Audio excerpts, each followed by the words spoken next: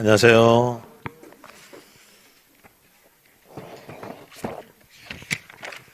오늘부터는 요약집 수업인데요.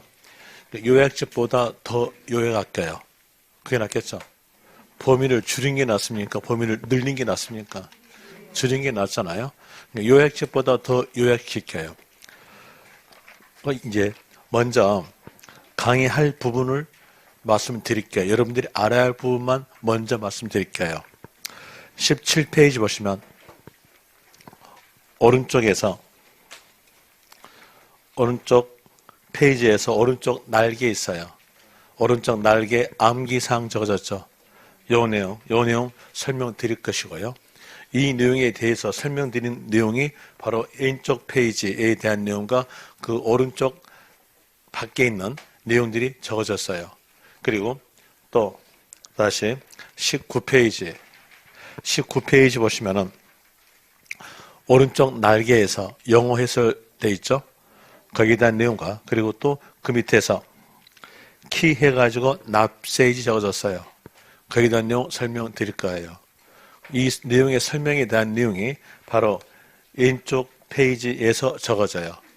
그런데 그 내용을 압축한 것이 바로 19페이지 방금 말씀드렸던 날개에 있는 내용이에요. 그 다음에 또 D페이지로 가볼 때 22페이지 보시면은 왼쪽 날개에서요. 키 해가지고 부동산 관련 조세 나오죠. 여기에 대한 내용도 압축된 내용이에요. 이 내용을 풀어서 있는 것이 바로 그 옆에 있는 5가로 부동산 관련 세금이에요.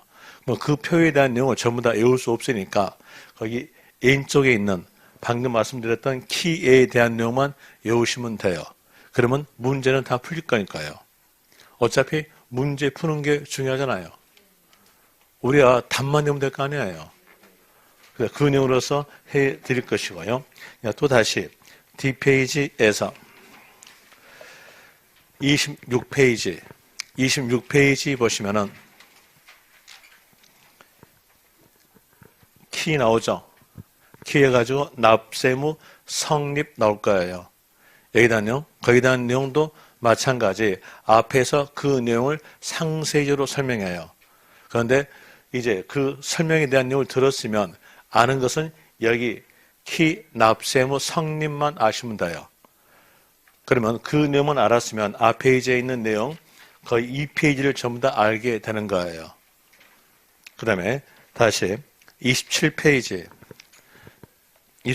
보시면은 오른쪽 날개에서 문제풀이 요령 나오죠. 요 내용을 알고 있으면 그 왼쪽에 있는 표 하나가 암기가 돼요. 그리고 그 밑에 있는 1가로 납세무 확정에 따른 표 밑에 있는 1가로에서 납세무 확정에 따른 부가 징수 방법 이 내용도 설명을 드릴 거예요. 그 다음에 다시 D페이지로 가셔서 30페이지에서 중간 보시면 키 해가지고 제처 기간 나올 거예요. 여기다는요. 이 내용에 대해서도 마찬가지 앞 페이지에서 한 페이지 정도로 설명돼요. 그 내용을 압축된 것이 바로 이 페이지에 있는 30페이지에 있는 키로서 제처 기간이에요. 그리고 여기까지에 대한 내용을 설명드릴게요. 자, 그럼 이제 다시 첫 페이지로 펴봅시다. 자, 이 요약집은 제가 만든 것이니까 제가 잘 알아요. 그래서 여기에 대한 내용을 알 것을 미리 말씀해 준 거예요.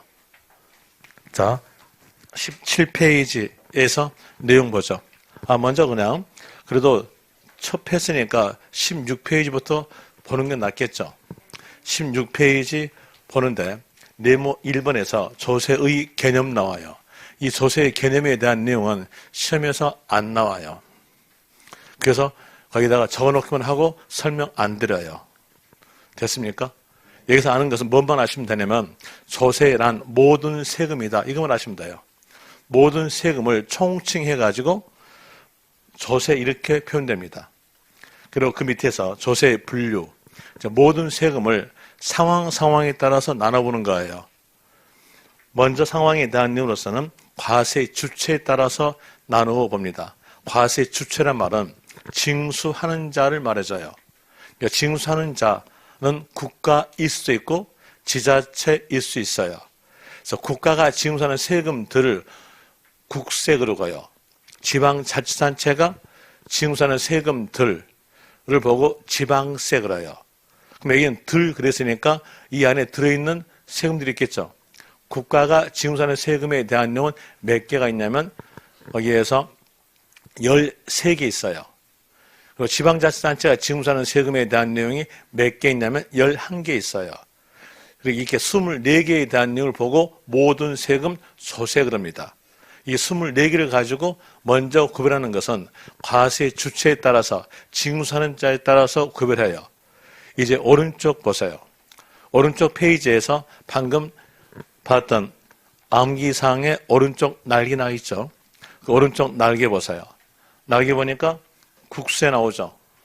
자, 국세란 말은 국가가 징수하는 세금들, 국가가 징수하는 세금들을 보고 국세라 그래요.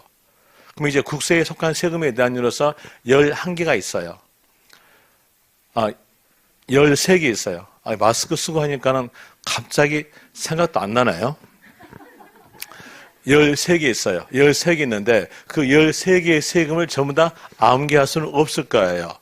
그래서 거기 있는 요 3개의 세금만 아세요. 3개 세금으로서 소득세. 이건 어차피 세 명칭을 외우는 거니까 암기사항이에요. 소득세는 국가가 징수하는 세금이다. 이렇게 아시고요. 또 종합부동산세. 종합부동산세도 국가가 징수하는 세금이니까 국세에 속한다. 로 되고, 그리고 인지세에 대한 내용도 마찬가지로 국가가 징수하는 세금에 속한다. 나눠서 3개 정도는 기억하세요. 그리고 다시 밑에 보시면 국세의 목적세죠. 자, 여기서 알 거, 보통세란 말과 목적세란 말이 있어요. 자, 이에 대한 내용은 모든 세금을 용도를 정하지 아니한